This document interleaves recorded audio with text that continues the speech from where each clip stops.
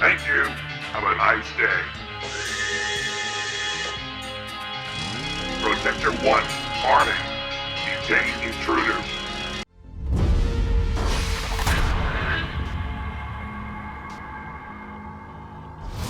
Hello and welcome to Ycft. Today we are talking about a little film called Chopping. Yeah. When was this? Was it like 86? It was 86, yeah. 1986. It is a Roger Corman produced film. Anyone who's been with the channel for a while knows what type of movie this is going to be. What's the name of the director? He's called Jim Wynorski. Jim Wynorski. Yeah.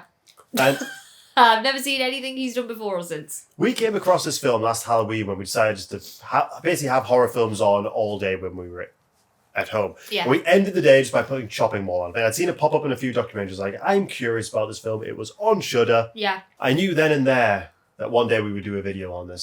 I knew that day. Fucking Joe Blow Horror beat us to it a few weeks ago. Yeah, Joe Blow has a tendency for doing that. For beating us to it. Yeah. The bigger channel of more resources tend to beat us to Weird it. that, yeah. But those are on the right track. This is a very simple film. Uh-huh. It revolves around these Killbots. Well, they're not Killbots, they are Protectors. I'm calling them Killbots because that was the original name of the movie, and it had a limited theatrical release under that name. But it didn't do that well, so they changed it to Chopping Mall. Aww. Nothing gets chopped. No. It's about this mall. It's actually a very famous mall. The Sherman Oaks Galleria. Yeah, it doesn't look how it did in the 80s anymore, which is a shame because it's a very famous mall. For, like a bunch of films got there, including 2 Arnold Schwarzenegger films, Commando and Terminator 2. Both had scenes filmed there. I mean, it's actually 2 different malls they use, but that one for the interior and another one for the exterior. In order to fight back against antisocial behavior, they bring in these robots, this lockdown system where, big metal doors that close at a certain time and open at a certain time. Then these little protector robots that drive around all night and they can apprehend anyone who's not supposed to be there. Yeah. And the building is struck by lightning and the robots go on a murderous rampage, and there's a couple of shop employees who have decided to party in the mall, even though there's a lockdown about to happen, so they're all like still undressed and drinking about 5-10 minutes before they're supposed to be out there. Don't know how they were going to tidy up. And that is basically the plot of this movie. All right, so that party scene, I think we need to clarify, it is basically an orgy that's going on there. Like, they've in this furniture, one of the shops in the mall, like, that's got couches and beds and whatnot, and every single couple is using an appliance to have sex. Apart from our final girl. Yes. Kate, how do you say her last name? Well, she's played by Kelly Maroney. Not Kate. Kelly Maroney. Yeah, like, she is a scream queen. I feel like outside the horror community, probably one of the lesser known scream queens. She was in a movie called Night of the Comet. She was also in, not a horror movie, but called Fast Times at Ridgemont High. Which was also filmed in that mall. So was Night of the Comet. So this was Kelly Maroney's 3rd time in this mall. I bet you she couldn't wait to fucking leave. The director hired him in because he really wanted the data. Yes. Which is not naughty, okay. Jim. That's naughty. It's very naughty. I don't think he did, though. I find that there's something really likeable about Kelly Maroney. She has that every girl look about it in a way that like the likes of like Jamie Lee and Sigourney Weaver just didn't. I really like her. Instead, Jamie Lee has an every girl look about her, but I really enjoy her in this. This is not a serious film. It's about killer robots in a mall. It's a Roger Corman film, so it's not got a massive budget. Yeah. And the robots, like, I love the way they look. They are so 80s, but they were made out of things that would be available to them at the time, like tracks and bits of wheelchairs. And they made 5 Killbots. Yeah. You only ever see 3 of them at once because there's 3 protectors, so they had 2 spares. Yeah. And they all have different coloured lasers, which I really like. So Protector 1, Protector 2, Protector 3. And they are voiced by the director himself. Thank you. Have a nice day. Yeah. Yeah, Jim Wynorski. I love it. They have their own soundtrack.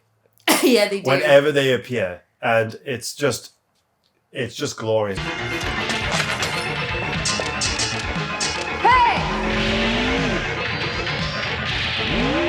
In my headcanon, they have a little speaker and it's playing because there's one scene where you hear it. It's almost like the Jaws effect where you hear it quietly. It's louder and louder as the Killbot gets closer to him. Like, do they just have this speaker and they're just playing their own motif as they go around the mall? I absolutely adore it. It is like, it's not a film you can take particularly seriously. No.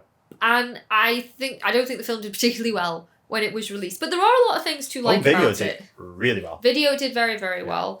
Well, that was why. So Roger Corman created Concorde Pictures, right? So he could take advantage of VHS releases like that. This film was actually produced by his wife, Julie Corman. Yeah, due to a deal with another production company, and they said she had to make a movie in a mall, that's where this came from.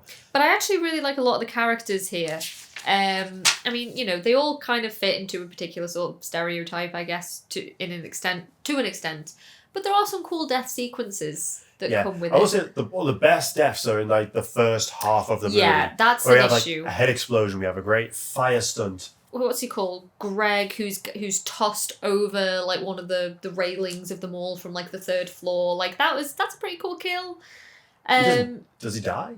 He dies. Oh no, he did. Yeah, I'm thinking of there's another one who's just knocked over later on and it's like, oh, is he dead? It's like, no, he just got knocked to the ground. Yeah. He's fine. There are a few lame kills, to be fair. Dick Miller's is really cool. Like, obviously, Dick Miller. Yeah. There's a couple of characters. Apparently, he's reprising a role from a previous Roger Corman film. In fact, there's 2 characters at the beginning when they're doing the... Yes. Because the film opens with a fake advert. Yeah, which I like. love. I love it when films do that. And 2 people in the crowd are also reprising their roles from previous Roger Corman films. So it's like a Concorde universe. Yes. Yeah. There's other references as well, so I know I completely derailed here, but Roger's Little Shop of Pets. Yes. Because this is the same year Little Shop of Horrors. Which is right there, actually. Rick Moranis version was released. Yeah, obviously based on one of Roger Corman's films. Yeah.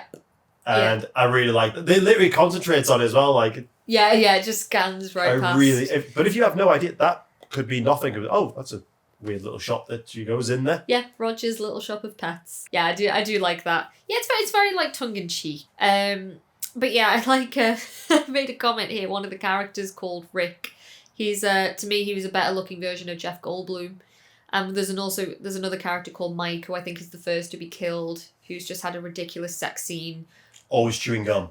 With a character called Leslie, and he weirdly looks like Bruce Campbell. He's got the chin for it, doesn't he? He does chin, have the small chin face, for it. yeah. That's how I remembered these characters. But yeah, it's just it's a fun film. Like a lot of the time, I was reading some reviews, and some people said, oh, you know, it's an allegory or it's a commentary on Reagan era consumerism from the 1980s. You know, like consumerism gone crazy and like America's. Encouragement to just go crazy and just to buy like loads of, you know, random shit. I would agree with that if there was any scenes of people shopping. Yeah. But there isn't. Well, we do have that little montage at the beginning of, you know, everyone people just being walking in the around mall. Yeah, but like, it's not ever a point. Because the point, they had the film in the evening.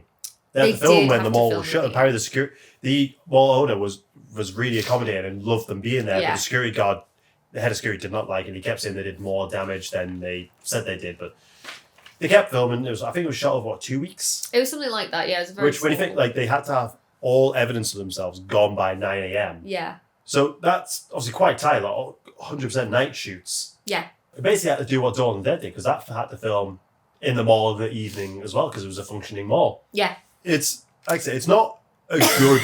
It's really not. It's not a good film, but it is really not a fun film, and it knows exactly what it is. If you're going in just for some tongue in cheek. Yeah. Silliness and some really cool, at least 50-50, It's really like, cool kills and really just okay kills. Just cheesiness. You're going to have a really good time. Just the Killbots themselves are so...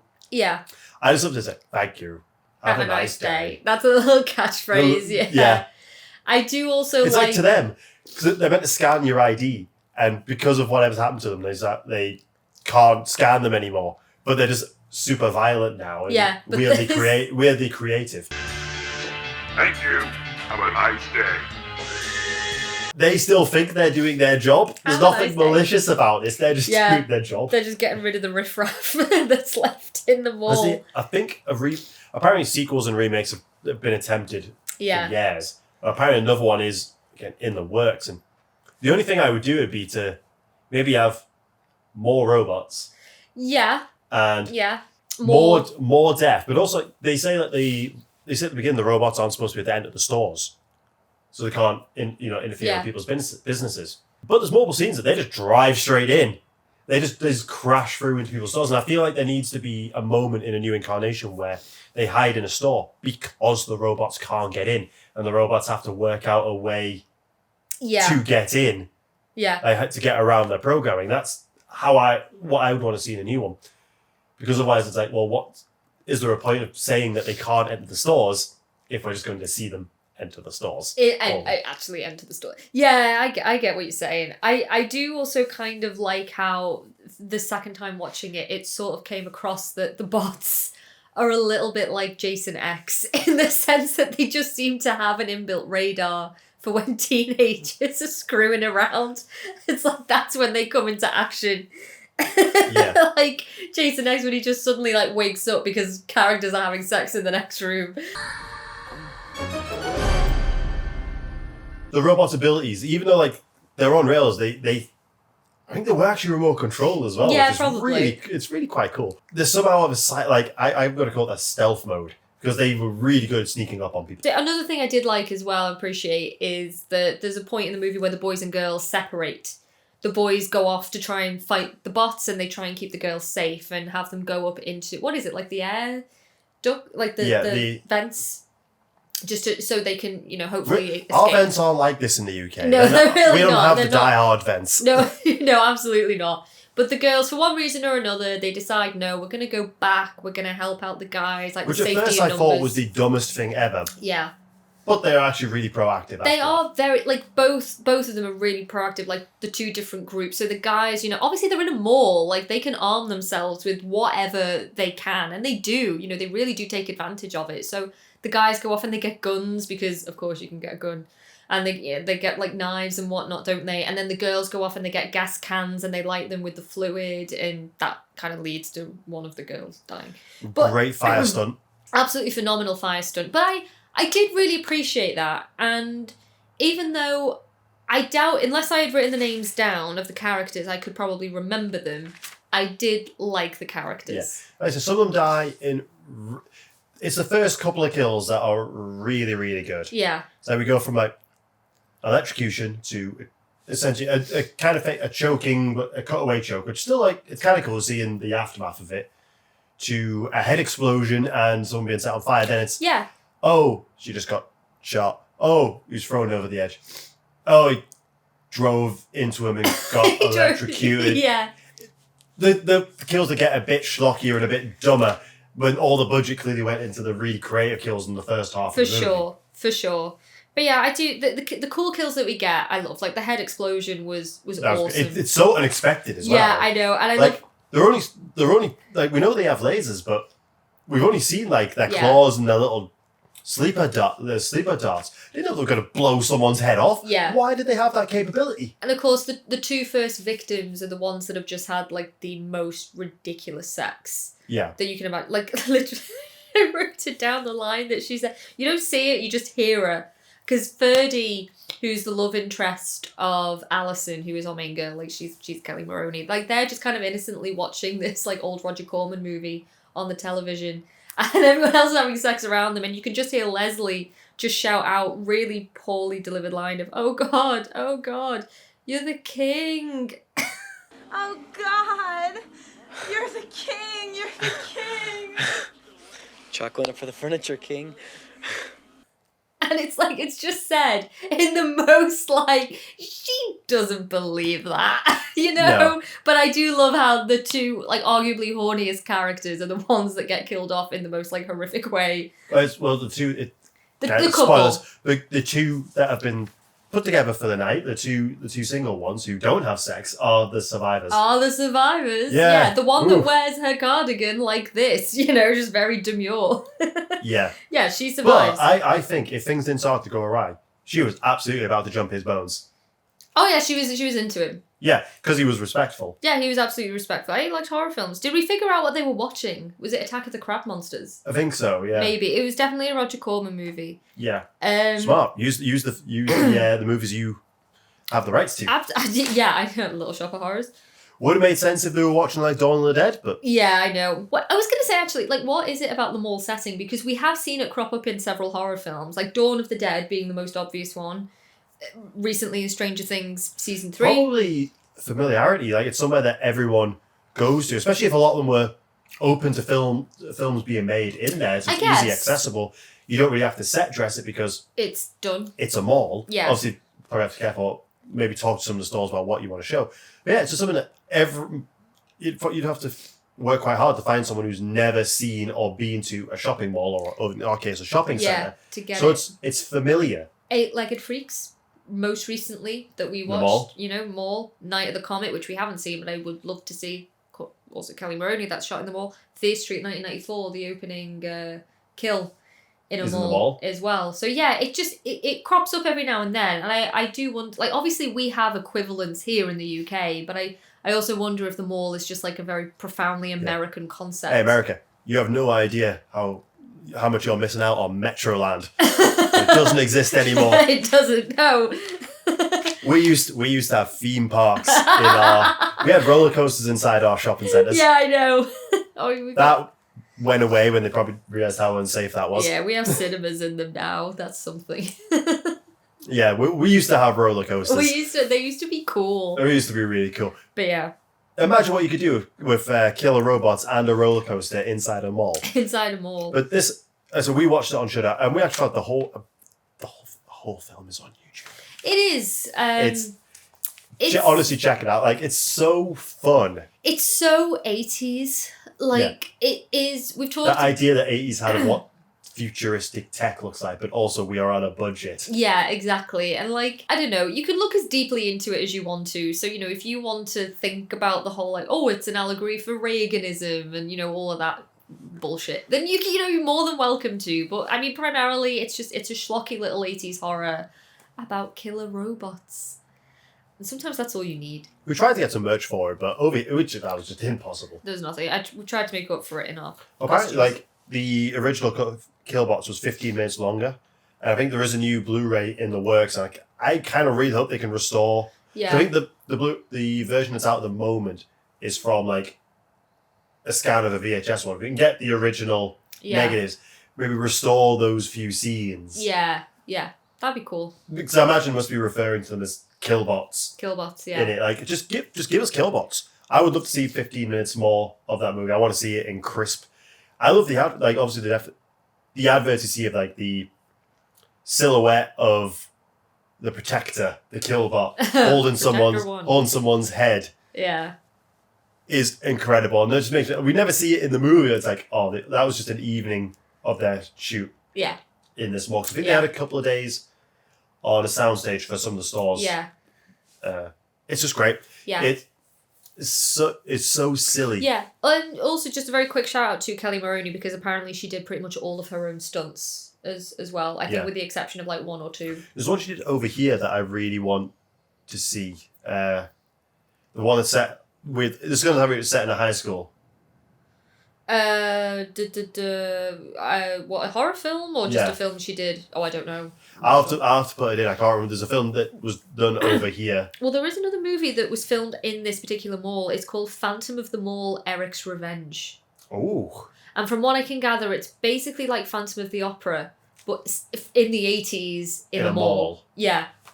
So we gotta check that out. All right. Don't let the length of this video fool you. It's just not a very plot heavy. It's not. Movie. There's. But sometimes that's all you need. This is a movie you can just put on. You can have it on the background. As soon as you hear that, the theme of the robot's like, oh, I've got to start paying attention now because this is going to be good. Yeah. If you've got people around, it's a great film to put on. It is. I think when they do eventually get a remake done, it's not going to be. It won't feel the same. But I'm open to try because I want to see these robots together. The robots have to look exactly the same. Yeah. Exactly the same. Yeah, I totally agree. I would even be happy if the VFX, the lasers, were just done to look like the 80s. And we've talked in the past about, films kind of being like the closest thing we have to a time machine in terms of, going back in time.